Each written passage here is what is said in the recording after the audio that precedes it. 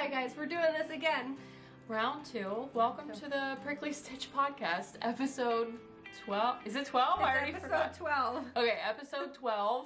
Feels like 13 because we just did this. I left my air conditioner on. Not good. Luckily, we only got 15 minutes in before we... Also, I was recording the whole time, so it was probably closer to like 10. Not too bad. Not too bad. That was just our rehearsal. That was good. Anyhow, Can't read it. I'm Sock. Oh, you good. You can find me on the internet as Misfit Sock. I'm Haley. You can find me on the internet at Lochnitz. You can find us on Instagram. We have a dedicated podcast account that is at Prickly Stitch Podcast. And if you have really strong opinions about anything, you can send us an email at pricklystitchpodcast@gmail.com. Or if you want to mail us microphones, do whatever you want. Yeah, whatever feels good to you. We're here, we're waiting. Doesn't matter. We just said goodbye to our friend Brienne. That's what I wanted to say. Brienne is at moon_and_yarn. She is like our podcast sister, and she came out to visit us for the weekend. We got some crafting time, tattoo time, Knobles time. That was really nice. And we just got back from having a little breakfast with her and sent her on her way.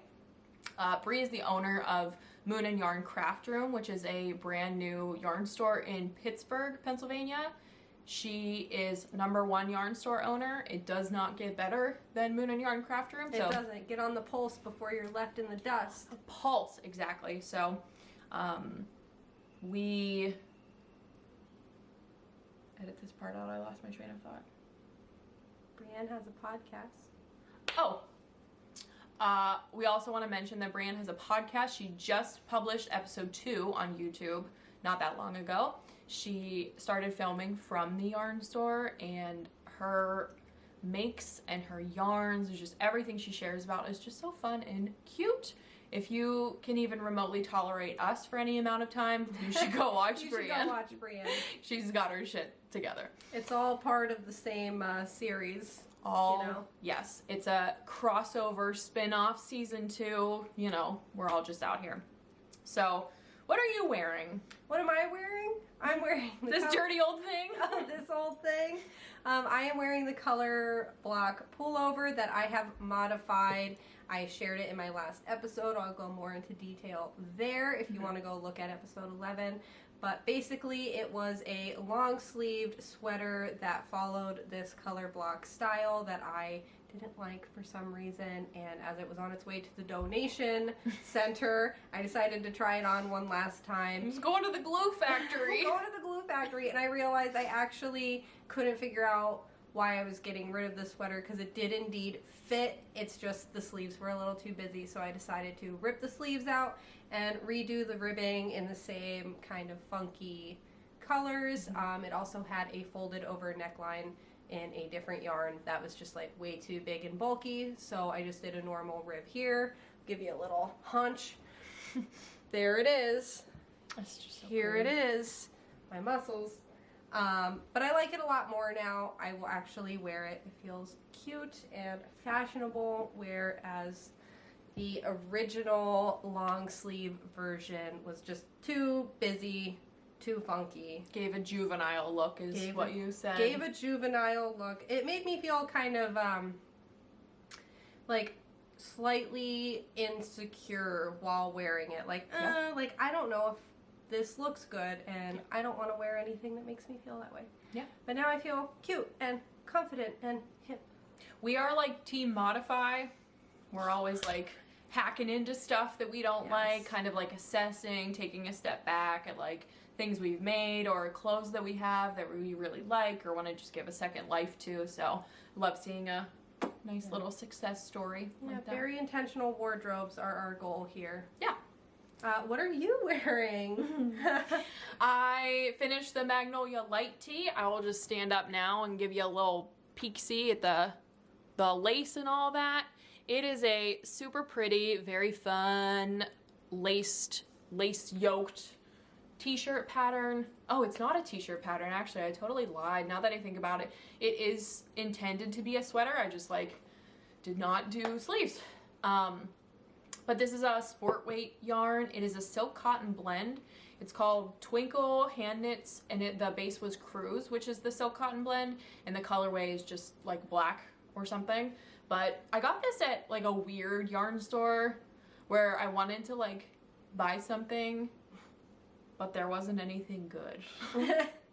So I got like that. Yeah, I got this and I was like, whatever, silk cotton blend. In my mind, I was like, could be a shawl, could be a shirt, could be, you know, whatever. And I ended up doing this. It was nice. Yeah, something different for my wardrobe in terms of like fiber content. This is also not as cropped as the Mount Pleasant tee, and currently those are my only two like knit t-shirts. I think I will continue to knit more t-shirts because they're easy to like dress up, dress down. Like they're an easy part of the wardrobe, you know? Very versatile for like every season because you can just add a layer if it's colder. Put a cardigan or like on. It's an excuse to wear something that's knit in the summer. Yeah. I also have a vision of another one, maybe a little oversized, like just a few inches of positive ease and a little cropped with like a collared shirt underneath. I've gotten a couple of those into my wardrobe lately, like some light, some dark. But I think like that could be cute and fun. I also got these like woven pants that I'm wearing right now from TJ Maxx. Very cute outfit. I've gotten a lot of wear out of them. I'm leaning more towards like woven fabrics right now and less to like denim because like denim sucks and it hurts my tummy when I sit down, you know? Like, everybody's tummy. I'm just like over it. I think denim is what do I want to say? One of those like societal conspiracies, you know? Yeah. And so I'm just looking for like alternative sort of like fabrics and things to incorporate into my wardrobe. So I am glad to be at peak comfort today. Yeah. You also look like office ready. Yeah, which I like, honestly. Like, I like the dichotomy of, like, the tats and the office look. I find it, like, pleasantly confusing. So, that's fun. But anyway, that's what I'm wearing. And that's it. That's it for our welcome. Welcome. What are you all wearing? What are you wearing? Don't tell us. Tandem water sip. Tandem water sip. I'll go right off the bat and say I don't have finished objects. Will I ever? You know. That's okay. So you can go and share whatever you finished. I finished something so stinking cute. My first finished object is something for stock because I'm compulsive and I can't stop making this woman things. I'm spoiled. She is spoiled. She's bad. That's why she acts up so much because you keep giving her things. My first. Oh, hello. Tater just arrived. Tater's joined the chat. Oh, goodbye. Sorry. That's usually her spot where she sits, so she might just hunker down, just let it happen. Anyway, first finished object is crocheted, which is so fun. Love some crochet projects, especially in the summertime. I made Sock a little bandana. It looks so cute tied up like It really does. We're taking a page out of Brienne's book. Brienne is kind of, I look to Brienne for like what is in style, what is fashion right now. You know what I mean? Brienne wears bandanas, so now we wear bandanas. But I had been talking to Sock about how I wanted to make some bandanas. She said she wanted a cute crochet bandana too, and I said just give me some like yarn and I'll make you one. Doesn't matter. Took like a couple of hours, honestly. Like these are just super cute and fun, fast projects. So this yarn is slub yarn. That is positively gorgeous. Look at looks this. beautiful. This is House of Wool in the Tiny Dancer colorway. Slub yarn. It's technically a fingering weight, and the pattern that I made this with is intended for like a DK or a sport weight. That being said, it's a triangle. You know, you just keep expanding on it until it's the size you want. So that worked out just fine. But this pattern I wanted to bring to everyone's attention. It's called Granny Stitch Bandana. It's a brand new pattern from Elderflower Yarn Crafts on Instagram. And here is what it looks like on the Ravelry listing. If you are interest, it's a free pattern, free crochet pattern. If you've never crocheted a triangle shape, I don't think I ever actually have. Like the granny triangle is slightly different construction, but this is like a super easy pattern. Like, just give it a try. It's free. And like these, again, look at this picture. Look at all the different like color combos she made. She clearly like worked hard making like all of these different samples. Yeah. Just very inspiring and fun. So there's 2 projects on Ravelry right now. Mine is one of them. But it's a really awesome like free pattern. Go save it to your library, have it for later. It's really just like a fantastic stash buster. I think I only used less than 20 grams. That was it, because we weighed this. We did, yeah, it was less than 20. Less than 20 grams of this like really fluffy yarn. And actually, now that I'm looking at this, I wonder how much of that weight is tied up in the slub. Yeah. So like question mark. But 20 grams, not too shabby, fantastic stash buster. It's really cute. And like I said, just took me a couple of hours. So #1 bandana pattern. You would think that there'd be more free bandana patterns on the internet because it's just a triangle, but there is not. Just a shape. There just isn't. So, Elderflower Yarn Crafts, I know, is local to the Pittsburgh area. I'm pretty sure Bree has met her in person, but just absolutely love this little thing. I can't wait to make more of these, and I will be making some for myself too. Just so cute. So that was my first finished object. Sock wore it to Knoebels yesterday, which is our local amusement park, and it was very practical. Yes. Yarn wear thing. I felt very comfortable and cute in it yesterday, which is nice. Yeah, something different. It's not very often that we have like a brand new like type of thing to wear, you know what I mean? So I'm glad that we're feeling inspired by it. Yeah, I want a whole lot more. I can't crochet. We need a knit one. So that's my first finished object, and then I have a very small finished object. They're very cute and tiny. I had gone out to the Altoona Tattoo Expo last week, and I'm crazy, and so I just showed up at Bree's store the day before. If I remember to send you the 10-second video clip of me walking into the store, yes, I'll put it in, or you could put it in here.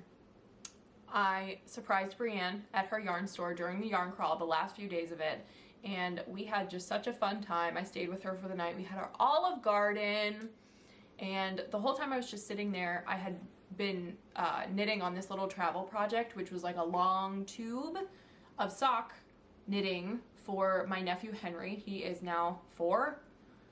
Gail, don't quote me. He's getting old. I don't know. I'm pretty sure he's 4. But he is growing so fast. He needed another pair of socks. The socks I knit for him earlier in the year, he's now doubled in size of his feet. So those are by the wayside now. So I made him some more, and I finished these little guys. They're not blocked. They're all crazy, you know. They're just some socks. They're just some socks for the little guy. But this yarn is so fun. Sock had knit a sweater out of this a really long time ago and held it with Surrey, so it lost some of the like detail, but I just thought these were so cute and fun. Henry's favorite color is purple. He's just a fun little guy. So made him a tiny pair of socks. That was my travel project, and then when I got home, I got to pick out my contrast colors and do my heels and toes and all that like stuff. 30 seconds to knit heels that small. Yeah, seriously. So just a fun little project. I did 44 stitches around on a US 1 for socks for a 4-year-old. We're gonna find out if the circumference of his foot is still the same when I mail these to Gail, because I realized that halfway through, but he's really like thin, tiny little guy, so it might be fine. But yeah, these are my Whittle tube socks. Perfect travel project. Just take a tube, you know? Just take a tube. When in doubt, take a tube. Take a tube. So that's that for me for finished objects. That's that? Yeah. What are you working on? What am I working on? Well, let's see here. Let me finish my row, and I'll reflect on my whole life up until this point as I knit these last few stitches. I've been watching anime again, and We're doing this. I won't get into it, but I've been having a lot of fun.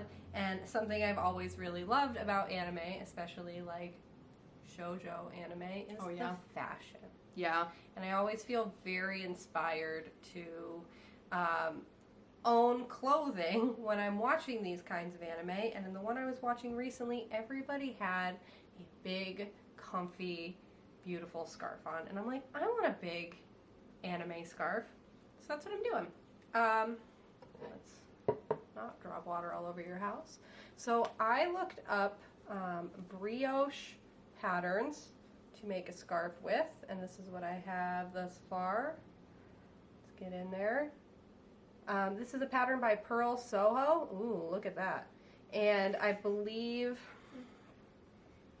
it's like worsted something brioche scarf. It's like to promote a specific yarn base that they had once sold that they don't anymore. And like I said, it's a free brioche pattern. It's really easy. It's like you do your setup rows and then you just do the same row front and back. Yeah. And you knit forever. I am using some black superwash yarn that I've had. I have, let's see, 4 full skeins and then a 46 gram skein left over. And I'm going to knit every last yard of it into this scarf. The scarf has 2 options. The first is a 40 stitch cast on, which would be like a normal scarf. And the second option is the uwu option. The uwu, well, it's more of a wrap, I think is how so you can do the scarf at 40 stitches or the wrap at 60. I shot right down the middle and did a 50 stitch cast on to get this like extra wide scarf version. Oh my god. Look at him. I also did some math to figure out like my yardage and what I would end up with for this scarf. So at a certain point, which was 5 inches in, serendipitously, I decided to weigh what I had left in my skein of yarn, and I had used about 30 grams to knit that 5 inches. So then doing some basic math on the yardage I had and the weight I had and all of that, I was able to figure out that I will get about 74 inches out of the yarn I have knitting in this pattern.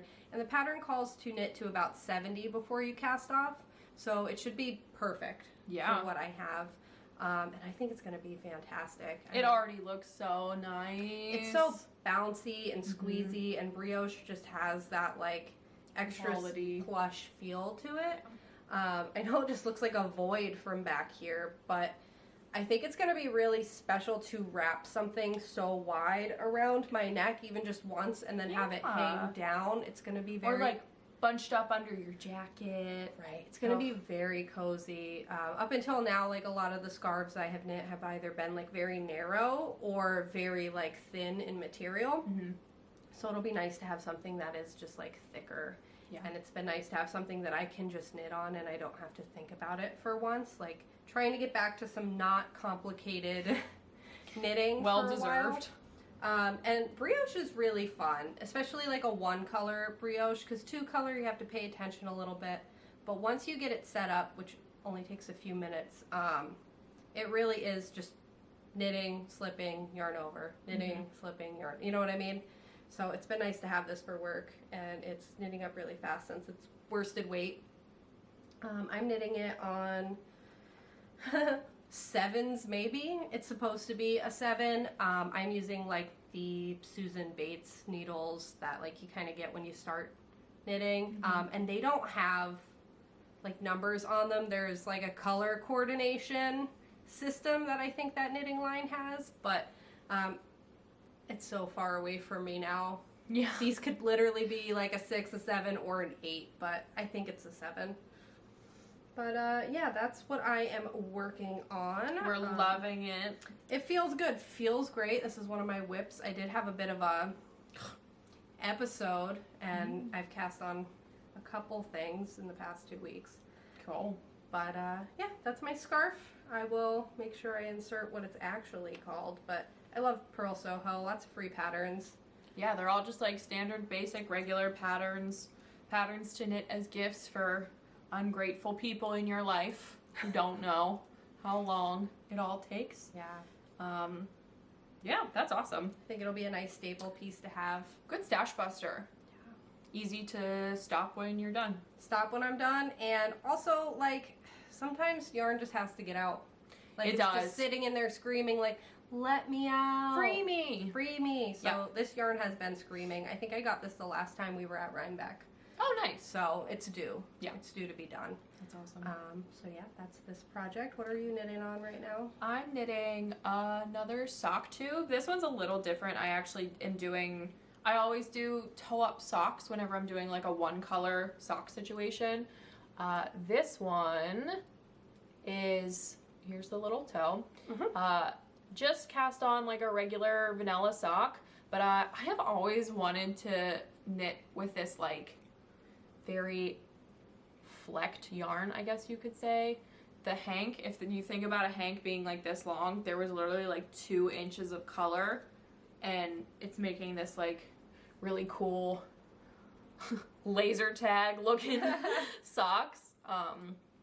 And I will share about what the yarn is because it's local-ish, relatively. It's from Lancaster. Oh. It's from, it says kettle dyed, Lancaster County, Pennsylvania. It's BFL wool sock yarn, so 75-25 superwash nylon. This is a pretty hefty skein. It's 464 yards, and the color is, it's listed as achromatic new growth. I got it from one of the yarn stores in Lancaster. There is no indication of where that could have been. So anyway, it came from there, not too far from us. I got this almost a year ago. No, a year ago is when we went with Brienne and the gaggle of ladies to Lancaster, and it's just been sitting in my stash. But I've always wanted a pair of like crazy socks like this, and I'm gonna do no contrast cuffs or toes or heels or anything. I really want to like use up all of this yarn because I don't really think it'll have like a ton of purpose elsewhere. I might even do a heel flap and gusset. I don't know. Oh, she's getting crazy. Getting wild. So that's just something I cast on this weekend while we were expecting Brienne in town. It's always good to have something to knit, but I can't pay attention to my knitting because I'm paying attention to my ladies instead. So that's just a little simple whip. Nothing too wild, but I'm very excited to have this as like a finished pair of socks. It'll be cute. It'll be like your business lady socks. Yeah, I don't think I have any black knit socks. So Yeah, that's I fun. have a real lack of those too, and I think like, why don't I? Because it's boring. Yeah. It's like peak boring. Like we've kind of gotten over the hump of like, okay, we can knit a black garment. Like it's not the end of the world. We're not gonna like combust, but black socks are like, whoa. Punishment. Boring. Punishment. So that's just what I'm knitting on right now. That's my only whip, which feels nice and liberating, honestly. Nice and liberating. What's going on with you? What are you doing? Well, all right. So we talked Story about time. how mommy needed a break. Yeah. I need just some good old-fashioned knitting. That's right. And I've had yarn screaming to be free. Okay. So we'll start by talking about the yarn. So this is my bag of yarn. This is back from 2020 when I kept all of my yarn in plastic Ziploc bags like a psycho. I was gonna say that's like a normal thing. I bought this beautiful yarn. If you want to give it a touch, you can. Why is it all crinkly? Because it was frogged. Oh, okay. So I had knit a project that I'm not going to name the project, but that looks beautiful. Because it is cool gray with like some rusty orange tones in it. Yes, this yarn is by Yarn Baker, which is a dyer from Florida, and it is called Pennywise Steel. And it is on a, what is the base? It is like a superwash, nylon, and cashmere base. I Very don't remember nice. the percentages, but there's cashmere in here, which is why I've like... Maybe like an 80-10-10 or something. Probably. It's just like really beautiful and soft and luxurious. It's loosely plied too, which is really nice. I love like looser plied sock weight yarn. It's very lovely. And the sweater I had made out of it, or the top, I guess I should say, just ended up not being for me. I didn't really understand how to construct like a garment at that point. It was very early in my knitting time, and there just like wasn't enough ease. I didn't want to pick up stitches, so I never actually like finished the collar or the sleeves. Nice. And there was like lace on the bottom, which is beautiful, but like I'm just not really like a lacy person. Yeah. To wear on like a top, maybe in like a shawl or something. So I frogged this, in this past year I frogged it, and I had like approximately around 1,300 yards. Jesus. A little bit more. Like it was a lot. It was like a good amount of yard. And I've had it sitting in this bag just waiting for its moment to be free. And I also kind of felt like, I don't know if I liked the color. For me, it was a little bit too bright. So I decided to hold it with a mohair. Oh, I'm so ready for this. This is new to me. I've never seen this. Oh, this is brand new content. Here's the mohair. This is a budget mohair. It's called Debbie Bliss. I got it off of... Lovecrafts? Yes, Lovecrafts. I was going to say yarn something, but I got it from Lovecrafts. I did do like a big budget yarn order at the beginning of the year. Just to like have some mohair available to me. And... we have a sweater. Oh my god. Look at this. Dude, what? Look at this. Let's do the back. Isn't that nice? It reminds me of those, like that coat dogs have sometimes, where it's like blue with a little bit of orange. I think it's called Merle. Oh my god. Here, hold this. So I decided to make the Tim Jami sweater again. This is so beautiful. This is pre-ween content. It's like a light pre-ween with that little bit of orange in there and kind of like the spooky. Will you hold up one of the skeins of it by itself just so we can get like a comparison? Ooh. This plus this equals that. Isn't that beautiful? Dude, I think it's this always... is a fantastic decision. Thank you. It happened on its own, and like, I mean... It's out of my hands! It's out of my hands. But I really like, if you look at our first episode, actually, I'm wearing my first Tim Jami that I made. And it's out of this like wine color. It is a DK weight pattern. It has like a V-neck and lace and like some ribbing detail. You got a lot of wear out of that. I really like that. The color is something that throws me off sometimes. Just because, like, sometimes I feel weird about it with, like, my complexion, you know, it really brings out, like, my rosiness and stuff, but I do really love it, and it's a pattern that I want to make more of because I love a good V-neck. So what I chose to do, because I wanted to make, like, a comfier version of that sweater, because that's, like, also very form-fitting. It's, like, it might be, like, negative ease or whatever. I decided instead of the lace detail, I would just do a rib detail that maybe you can kind of see in there. I could tell. So I figured I would do the rib detail because that's beautiful. The pattern as written has rib down the side once you get to the body. And the only complicated thing about the pattern is that you are keeping track of your raglan increases, your neckline shaping for the V. And the chart. And a lace chart for like your seams. So once you remove one of those things, it actually becomes very easy. And I mean, obviously I've knit this, you know, in like a week because I don't remember when I started it, but it wasn't like the day after. Didn't exist the last time I saw you. Right, it didn't exist. So it's just been like really easy, feel good knitting. I also decided to go up 2 sizes from what I was at. Nice. Because I want to get like I thought like this is more sweatshirty. That's more casual. What I was going for with like changing the rib out and making it like less of a, you know, dressy piece. It has a formal appearance, like very formal appearance, I would say. Like you could wear that to a funeral and not be a laughingstock. Right. So this I wanted to be like, ooh, you know? Yeah. I don't know how far I'll get with the yardage I have. I'm thinking as soon as I run out of like this yarn, I will do my sleeves. Yeah. And I know how much weight I have left, so I'm going to separate it by weight and then kind of designate that weight for each sleeve just in case. Have you separated the sleeves? Oh, yes. Oh, okay. I have separated for the sleeves. Wow, you are cruising. Yeah. I'm also surprised. I mean, it's on very small needles. It's like what I had, or like a circumference, like a very small circumference. Doesn't seem that big. I know it's going to loosen when I wash it. It's going to grow a lot, I think. I think I want it to be cropped, kind of more true to how the actual project photos are on the pattern. I'm feeling this. I think it's going to be very nice. Also, don't be surprised if I cast this pattern on again, because I do have some black DK weights yarn, and I really like a v-neck, like good staples. I was thinking about making another love note. Yeah. This is kind of validating that. Reuse your patterns. We're finding our things, you know, which is really great. If you have a pattern that you love, there's no reason you can't just tweak it and knit it again. Like, you paid for the pattern. Have a summer version, have a fall version, have a transitional version. Make one out of Let Lopey.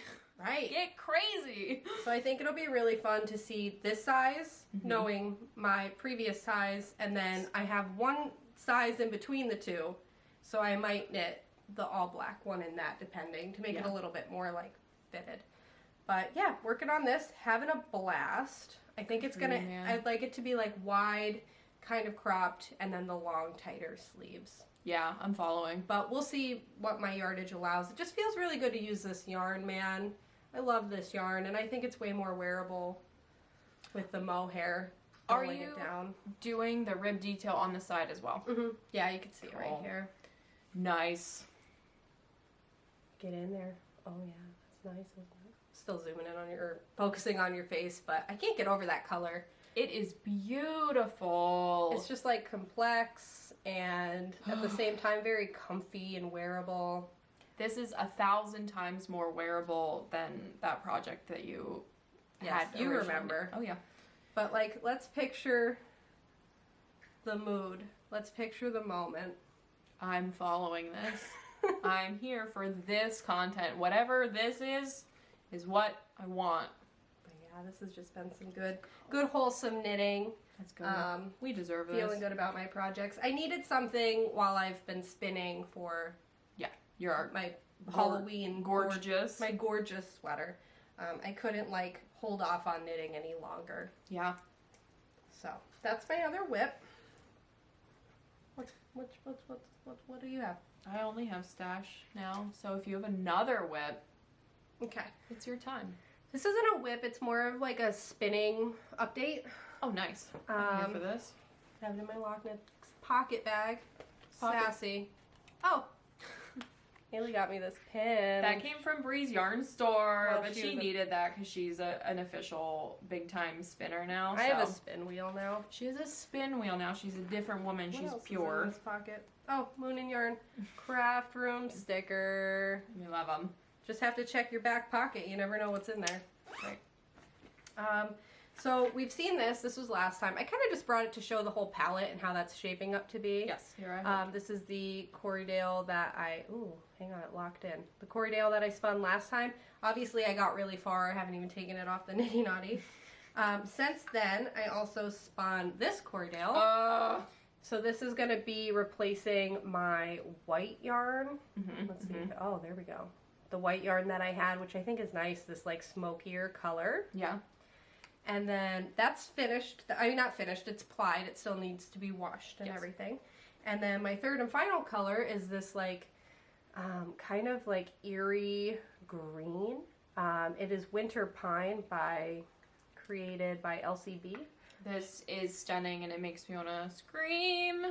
But I think that's a really like beautiful palette together. I think they're all muted in their own way, where they will go a little bit better than the last set went, and I'm hoping that it's like still enough contrast from the black, which I think it will be, because they all have like some variegation to them, but none of them have like a strong variegation to them. Right.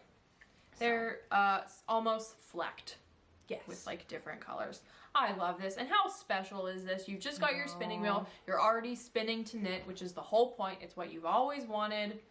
Good for you, man. My dreams. I just think that palette's really dreamy, isn't it? It is, honestly. It's a lot more like my version of Halloween than... It's very representative also of your color palette that you've been trying to get in that like looks good with your business. My dishwater colors. Yeah. That's what it's all about. So That girl, her dishwater, she is not a clear. I'm not a clear. I'm a soft something or other. Soft spring Soft or whatever. dumpling color palette. Yeah. But very excited. I just wanted to update everybody on my spinning. That's fun. But that's it. That's the extent of the things I've brought for everyone to see. Awesome. Thanks for being here with me on this journey. We're done. We're done.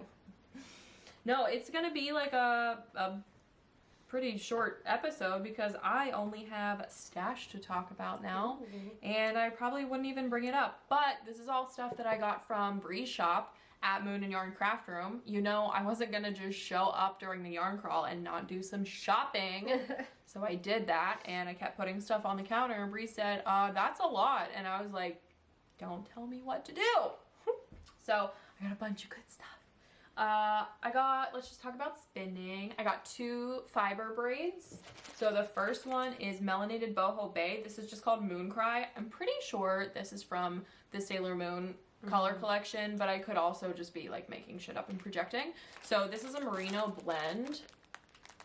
Like, this is so pretty. I love the smoky pink. Yeah, like the dusty smoky pink.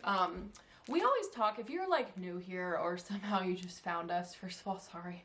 Second of all, we talk a lot about our seasonal colors, and like what that means is based off of your skin, eye, and hair color, there are shades and colors and values that lend themselves to like really just bringing out your complexion and kind of highlighting like your features that are just naturally occurring. So that's what Sock and I were just joking about with like the soft summer and all of that. Basically everybody's broken down into like winter, spring, summer, fall.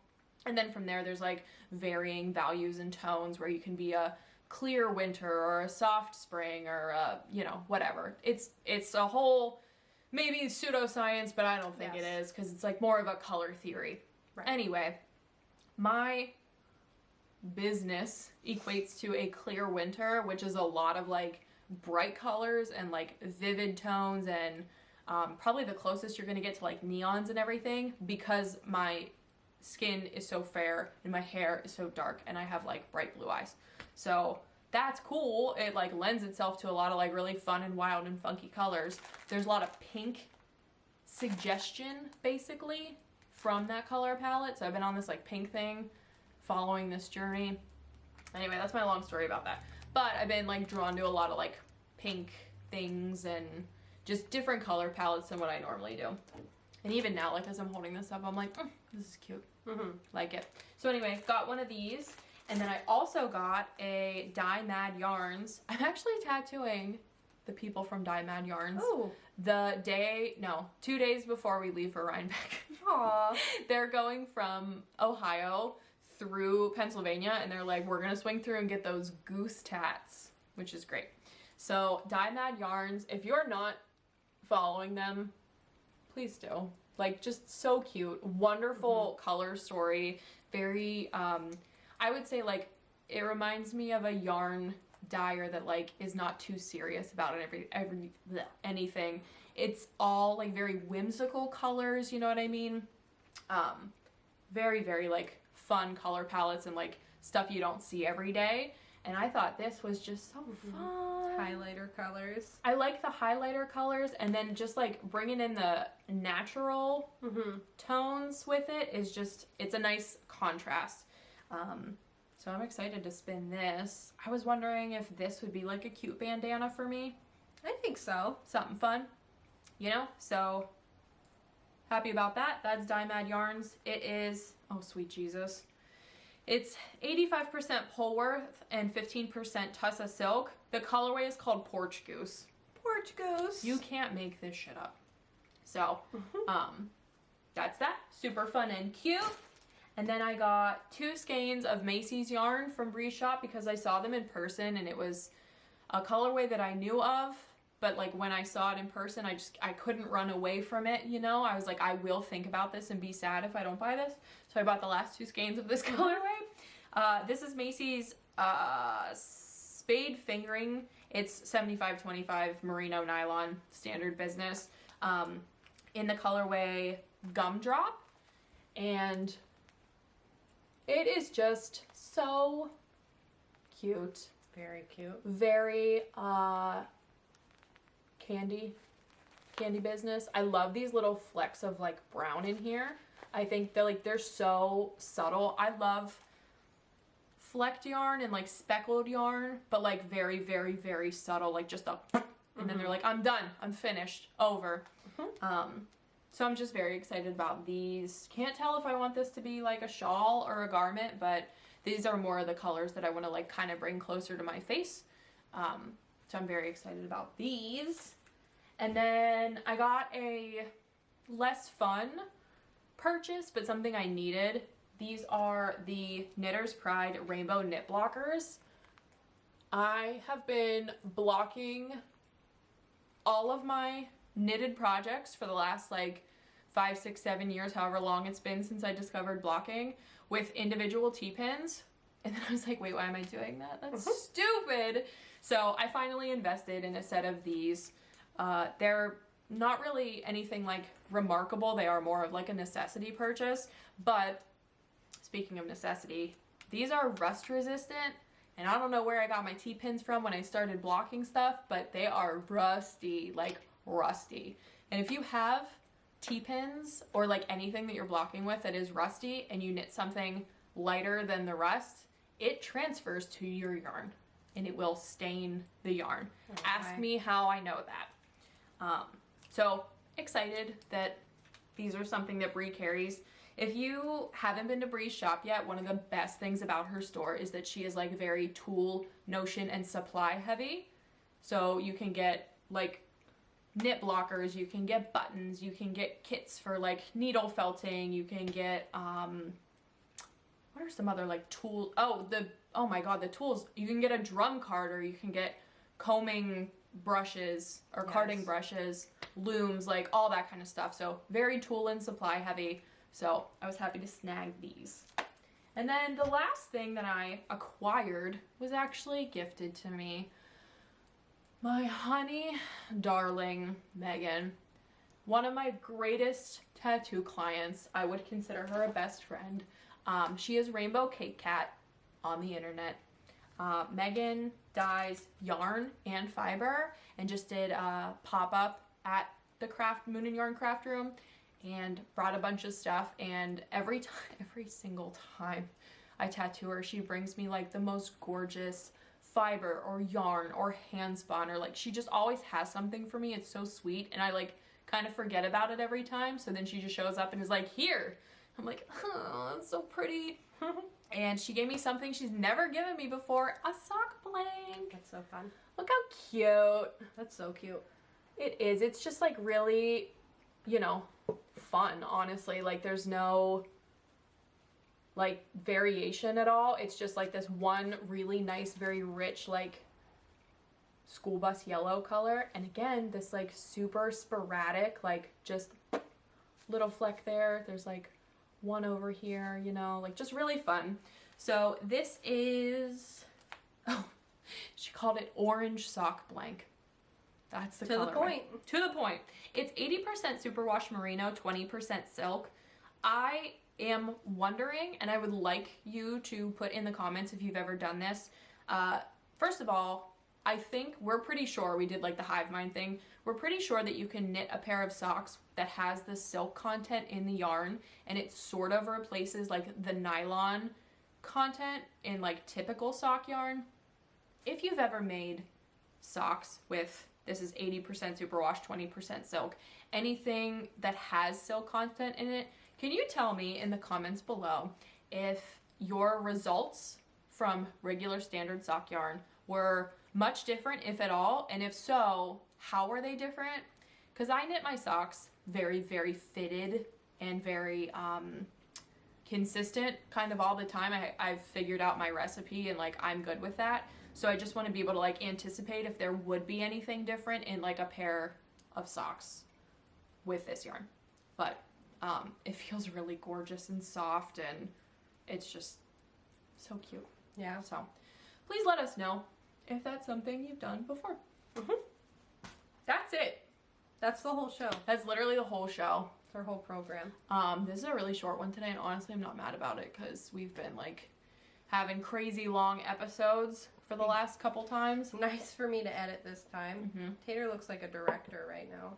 She's standing back there and saying, I need you to do better. But that's everything. Getting ready for pre-wean. We're getting ready for Rhinebeck. I don't think we're doing any specific Rhinebeck knits, which is liberating in its own right. If you are, that's tight. I can't wait to see everybody's outfits, honestly. The outfits are fire at Rhinebeck. Can't wait.